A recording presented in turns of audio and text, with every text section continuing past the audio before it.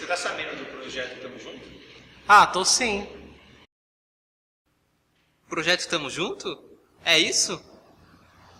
Não. Tamo junto? Ah, acho que até conheço. Já ouvi falar nos cultos aí, pastor dando os avisos. Por quê? Projeto Tamo Junto? Claro que eu tô sabendo. Eu faço parte do Projeto Tamo Junto. Você não sabe? Ah, o Tamo Junto. Conheço a galera, já vieram falar comigo. É uma iniciativa legal, né? Bacana, né? A igreja tá meio fria ultimamente. E você não tem nenhum interesse?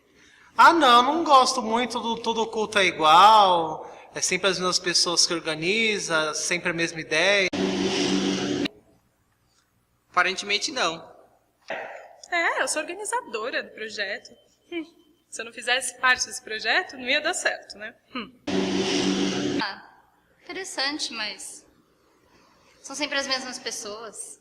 Aquelas... Porque as igrejas estão meio frias, né?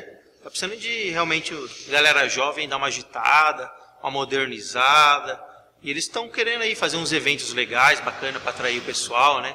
Fazer uma coisa mais para acabar com essa frieza aí, né? Deixar uma igreja mais movimentada, legal. Então você tá sabendo do culto que vai ter na Vila Diva, o Luau, dia 18? Então, eu até me coloquei à disposição, né? Porque eu quero participar, né? Mas que dia que é isso mesmo? Dia 18. Ah, não vai ser na Vila Formosa, na Vila Diva? Ah, ali na Sapopemba, número 4512, perto do Mercado Nagumo? Ah, não gosto muito do pessoal daquela igreja. Sim. Sei lá, se eu for nesse culto aí, talvez eu vá, não sei.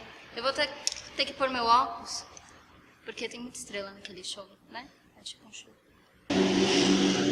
Hello! Claro que eu tô sabendo! Eu vou até cantar. Se eu não cantasse, eu nem ia, né? Comigo vai ser um show. Eu agrego valor, né? Tamo junto. Culto, dia 18, às 19 horas? À noite? Meu Deus do céu. Até queria ir, né? Queria ajudar, mas sabe como é, né? Tem jogo do Palmeiras bem nesse dia, eu já comprei ingresso na hora. É difícil, né? Complicado pra mim, né? Situação difícil, você entende, né?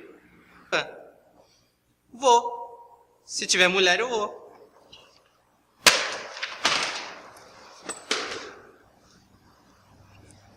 Eu vou. Se tiver mulher.